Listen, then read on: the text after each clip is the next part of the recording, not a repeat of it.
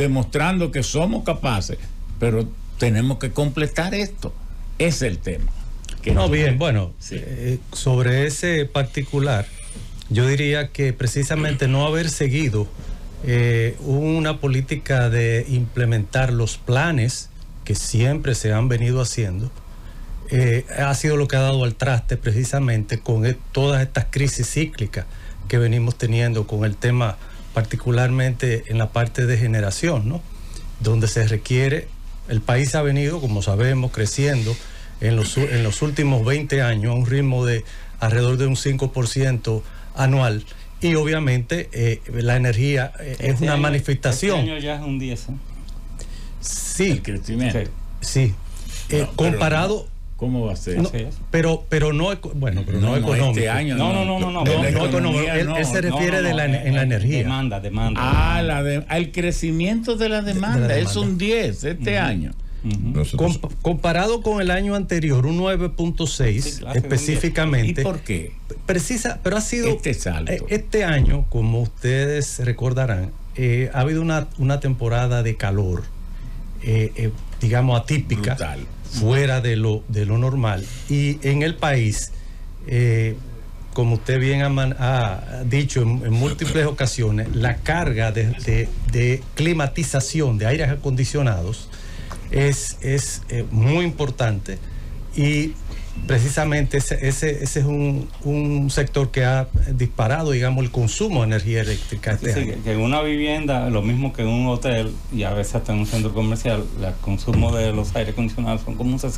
Sí, el 60%. Así el 60%. Mire, perdón, corroborando lo Perdón, que nosotros tenemos que cuidar de que no se nos quede un invitado sin hablar. Sí. Entonces, cada uno cuando desarrolla su tema lo hace, y cuando termina, el otro puede. Eso es correcto. Bueno, pues mencionábamos el factor de la temperatura este año, que ha sido totalmente atípico y todos lo hemos sentido y sufrido. Y bueno, eso es lo que explica en gran medida el gran aumento en el consumo de la energía eléctrica del sistema. Entonces, obviamente, eso ha puesto en una situación de estrés el sistema de distribución de energía, que también ha tenido mucho rezago con el tema de las inversiones, que es necesario hacer. Para que ustedes le hagan un mejor análisis al pueblo, yo deba ir por segmento. En el caso de la producción, hemos tenido avances, se ha instalado mayores capacidades, o se está en el camino de incrementar sencillamente la capacidad instalada en la producción. Luego, en la transmisión, hemos ido reparando o instalando mejores redes, mejores líneas para estar a tono con ese aumento de la producción y con el rezago que hay. Ahí y está entonces el tema. En la distribución vamos a segmentarlo, porque así le podremos decir dónde se ha avanzado más, dónde se ha avanzado menos y dónde se requiere más avance. Bueno, viendo la parte de distribución, las mismas autoridades han reconocido que las inversiones que debieron haberse hecho en ese sector han sido postergadas, precisamente porque el año pasado, con todo el tema de la crisis de las guerras y el aumento en los precios de los combustibles, ellos debieron dedicar, creo que unos 700 millones de pesos adicionales, de dólares adicionales, perdón, para cubrir las alzas en los combustibles. Entonces, bajo un escenario de que usted está ofertando el 98% de la energía y combustibles caros, pues obviamente ha debido hacerse un gran esfuerzo en términos financieros, particularmente. Entonces ellos han explicado que eso ha motivado que se hayan diferido las inversiones que debieron hacerse en el sector distribución. ¿Y por qué nivel anda entonces el subsidio eléctrico? Bueno, el año pasado creo que cerró alrededor de unos 1.800 millones de dólares. 1.800 millones. Estamos hablando de cifras. Sí, definitivamente que sí. Ok, entonces en distribución ahí andamos mal. Sí. Sí, y lo hemos visto, de hecho, muchos de los cortes de energía que han ocurrido este año no ha sido particularmente por falta de generación, sino más bien por estrés en el sistema de distribución. Transformadores, en las subestaciones, en las mismas partes de media y baja tensión, por el mismo pico en la demanda de energía que estábamos explicando que hubo este año. Y en medio del... Sí, no hay micrófono. Pues sí. Entonces, y en las líneas, en la transmisión. En la transmisión se ha habido, bueno, recientemente ha habido avances. Se ha estado haciendo, nosotros entendemos un trabajo. Recientemente se hicieron inversiones, se han estado completando el anillamiento de la línea 345. ¿Cuál es esa? De transmisión. La 345 es la que va de 345 kV, que va entre Santo Domingo y el Cibao. De 145.000 voltios. La gente todavía no entiende lo de kV. Lo de kV. Sí. Entonces, en la parte de generación, las autoridades han contratado, ustedes han visto que tenemos barcazas en Asua, creo que unos 200 megas. Pero eso, ¿cómo anda? ¿Entrará? Bueno, usted ha visto que recientemente han habido algunos inconvenientes. De hecho, hubo un incendio recientemente en esa unidad. Ha tenido como mala suerte eso. Sí, ha habido primero el rechazo comunitario, luego el derrame de petróleo, el tema ambiental, el tema ambiental, y entonces ahora también hubo un problema. Pero te hago un comentario. Cuando tú ves a Seaboard con 3 barcazas en el río Sama, todos estos años, sin un incidente de esa envergadura. Más de 20 años. Más de 20 años. Esa empresa tiene 86 años. Entonces, tienes que quitarte el sombrero. Sí. Tienes que quitarte el sombrero. Porque esta no tiene 6 meses. Y en 6 meses tiene que hacerse. Entonces, cuando yo vi lo del incendio, solo pensé, yo conocí a Armando en el camino de la vida. Y en mis adentros me dije, Armando Rodríguez, muchas felicidades. Sí, pero el tema básico en este caso es que ellos son todos nuevos equipos, lo de Seaboard. Incluso tienen la planta más eficiente ahora mismo del país, que es la que acaba con ciclo combinado ahí. Y estas son plantas turcas, evidentemente de Turquía, y son a veces plantas ya un poco usadas, ¿ver? Pero ¿cuáles son las turcas? ¿Las de Asua? Sí. Porque hubo de Asua. Debo hacerle darle un testimonio. La primera planta mercantil que se instaló en este país fue Victoria 1. La trajimos nosotros, la instalamos en Boca Chica y duró ahí unos 5 años. Y nunca tuvimos un incidente. O sea, tenemos la experiencia. Y fueron plantas que vinieron acá. ¿Y qué hacen ustedes? ¿Ir a Haití, buscarse unos cuantos brujos? ¿O qué? Porque una empresa que venga y tenga 4 incidentes así o 5. Pero bueno, hay que ver si incidentes. Sí, pero vayámonos al tema. Sí, al punto más débil que parece tener el sistema eléctrico, que es el de la distribución, entonces, porque nos acaban de informar ustedes que la producción no es el punto débil ahora. Y entonces, ¿cómo anda la proyección para que dentro de 4 o 5 años no haya falta de producción? Bueno, ahora mismo, como ustedes saben, se está ejecutando el proyecto Manzanillo, claro, que fue el último que el gobierno contrató, que son unos 800 megas en 2 etapas de 400. Entendemos que si se cumplen los tiempos, y ese es un tema precisamente que muchas veces los tiempos no se cumplen. Debía entrar en el 27. Lo vivimos con Punta Catalina, claro, una serie de otras razones, ¿verdad? Pero el tema es el retraso y no importan las razones. Si se retrasa, puede pero entonces lo haber un importante impacto. es darnos cuenta si hay retraso ahora. Porque ¿Ustedes por están eso- informados de si hay retraso o no? Bueno, entendemos que el proyecto está en ejecución. Hay Ese es nuestro hay otra entendimiento. que es de 430 Y la megavatios. planta de gas, porque no habrá generación si la planta... Son 1200 por todo. Sí, 800. no. Es que hay una planta como la de Andrés Boca Chica para regasificación Sí. y todo eso, que esa es la al base. tanque donde se recibe el gas natural. Claro, esa es la que base. está en fase de construcción también, Claro. ahí en la bahía de Mazanilla. Sí. Porque si esa no se termina, no hay. No, entendemos que ese Generación. proyecto debería estar obviamente para antes de que Y hay una nueva termine la licitación. construcción de la... Sí, hay una licitación por 800 megavatios adicionales. En gas. En gas, que Mira, el gobierno acaba de lanzar hace una semana o 2 semanas. Esa licitación. Bueno, Pericles. Mire, yo siempre digo, y con respecto a los tipos de energía, yo digo que, por ejemplo, Alemania, que nosotros lo usamos mucho como referencia, juega la energía como Argentina a la economía. Ambos muy mal. Alemania, cuando la canciller Merkel llegó, los verdes y los socialdemócratas la obligaron a, con el conflicto de la emisión de CO2,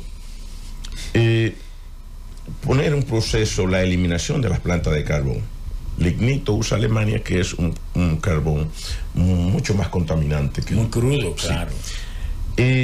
Luego, más adelante, con el accidente termonuclear de Fukushima, los verdes también obligaron a Alemania a que debíamos cerrar todas las centrales nucleares. Cuando no fue un accidente En nuclear, Teniendo que ver con... No, es que eso no fue un accidente. No fue un accidente nuclear.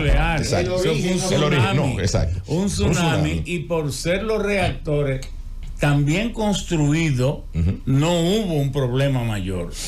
Entonces el propio Japón se ha dado cuenta y ahora ha lanzado 8 reactores. 8 reactores. En construcción. Mientras que Alemania eliminó eso. Japón, Lo por hizo el por contrario, ley Alemania. Sí, 2009. por ley. Y ahora tiene. Entonces, que- Alemania hace que en el 22, el año pasado, debía cerrar todos sus esto lo estoy diciendo para poner en contexto lo que voy a hablar. Entonces, ¿dónde se queda Alemania con generación de energía base? Y defino para los que nos están escuchando la energía base, una energía que se produce 24 horas como si fuese una meseta, y las otras energías, lógicamente, ahí entran las energías que están permanentes en línea, como son las renovables, que están en línea en la medida que haya la disponibilidad. Entonces los picos los rellenamos con las demás energías que son un poco más caras, turbina de gas, en ocasiones, como si fuese la República Dominicana, utilizamos también las hidroeléctricas para rellenar esos picos, porque es en el momento que la energía tiene más costo y utilizamos eso. Entonces, ¿qué ocurrió con Alemania? Que debió dejar toda esa energía en manos de los 2 gasoductos que venían desde Rusia, el Nord Stream, que lo inauguraron y no pudo ponerse en operación. Bueno, el Nord Stream 1 se inauguró en el 12 y está funcionando desde entonces, claro, sin problema. Y el Nord Stream, incluso ahora no ha habido. Y el Nord Stream que 2, nunca que entró. finalmente lo El 2. bombardearon algunos intereses. Entonces, Y lo sabotearon. lo sabotearon, sí. Y Alemania lo vetó. Sí. Bueno, y con eso también hubo una cantidad de sanciones que le puso el gobierno de Trump a las empresas que participaban en eso, intentando que eso no se llevase a cabo. El de Trump le puso sanciones. Entonces, Alemania quedó en los brazos de Rusia. Entonces, cuando ocurre cualquier conflicto geopolítico, Estaba en manos de Rusia. Sí. claro, Estaba en energéticamente, manos de Estados Unidos y una serie de disparates. energéticamente en manos de Rusia. Y caro. Entonces, cuando ocurre, por ejemplo, hace un tiempo ocurrió que se atravesó un buque en el canal de Suez. Eso hace rápidamente, eso duró como una semana, 10 días, por ahí. Sí, exacto. Y eso hace rápidamente que los precios de los combustibles se muevan, ¿verdad? De manera negativa para lo que consumimos. Pero la guerra de Ucrania también hace eso. Entonces yo siempre pienso, cuando vamos hablando, vamos a hacer tantas unidades de gas natural. O sea que nosotros estaremos jugando a la energía y a la política como Rusia y Alemania. a la energía a la energía como Alemania y a la economía como Argentina. Entonces, ¿qué es lo que quiero decir con esto? ¿Qué es lo que quiero decir con esto? La República Dominicana sigue cifrando su matriz energética en un combustible de bastante conflicto geopolítico. Si estalla el asunto que quiere estallar en Medio Oriente, otra vez surge que volvemos a tener otra recomposición de los precios de los combustibles. Supongamos que nosotros toda nuestra matriz esté fundamentalmente hecha en gas natural, como queremos. Por eso yo he sido una de las personas, y le digo porque le decía a alguien, bueno, a mí incluso alguien me propuso que fuese cosa en el ministerio anterior. No, es que yo no ando en eso, yo no estoy buscando posición ni nada de esas cosas, a mí no me interesa tanto, porque tengo una serie de trabajos que no puedo desatender para ponerme a estar en una posición de esa. Entonces, pero defendí y defiendo la planta de Punta Catalina como un muy buen proyecto. Incluso yo le digo a alguna gente, bueno, que está contaminando algunas cosas. Puede ser porque ya la energía en carbón no es la que conocíamos antes como Itagua. Es que hay 12 modalidades, claro, de producir electricidad a partir de carbón. Usted puede nada más moler el carbón, exacto, y quemarlo así a sangre fría y genera electricidad. Pero exacto, usted puede hasta con el secuestro de 100% del CO2. Exacto. Entonces producir una electricidad del carbón tan limpia como Tavera. Sí. Pero el costo. Sí, el costo es muy elevado. Entonces, es muy elevado. Pero en principio, cuando nosotros vimos la generación de energía de carbón en la República Dominicana, yo estuve en Centro de Control de Energía en esa época que se llamaba despacho de carga, y eso era que teníamos carbón a cielo abierto, donde tú lo cogías con una pala y lo echabas en los molinos, y el disidiado de todo ese carbón se iba al mar. Entonces, esa no es la energía de carbón que tenemos ahora. Entonces, y ya ahora explico. Ir fundamentalmente a Medio Oriente, donde viene, pudiese venir de Estados Unidos, pero el origen fundamental, vale la redundancia, del gas natural es Qatar. Bueno, ellos tienen muy poco. Ellos tienen mucho para ellos. Sí. Pero muy poco en función de la reserva global. Claro que sí. Pero es el que se está vendiendo. Pero sí, ellos son el que está abasteciendo el mercado. No, porque ellos son históricos, porque ellos convirtieron el gas natural en combustible. Artemis fue el que logró, al desplazar su padre del poder, claro, entonces él logró licuefarlo, liquificarlo, como se diga. Entonces, porque ellos tenían, resulta que Arabia Saudita tiene 3 millones de veces más gas natural, claro, que Qatar, porque claro, Qatar son 10.000 kilómetros cuadrados, sí, y Arabia Saudita son 2 millones. Pero entonces, a mí me gusta, Ramón, en la dirección que va Perico. No, pero él va me gusta excelente el punto. Me gusta todo eso. Entonces, yo lo que siempre digo en todo esto, bueno, mira, la energía solar tenemos que instalar, incluso todo el que puede tener un panel en su casa, que lo ponga. La eólica, tenemos que ver algunas cosas, donde hay velocidad del viento. Nosotros no necesariamente tenemos los vientos que tienen, por ejemplo, los mares del norte, donde se están instalando turbinas de 16 megavatios. Cuando ven que está soplando el viento, de una vez piensan en un molino, pero ¿cuándo vuelve ese viento? Exacto. Entonces, lo que digo, y siempre pienso en esto, nosotros no vivimos tan lejos, y el combustible, el gas natural, es un combustible de demasiados conflictos geopolíticos.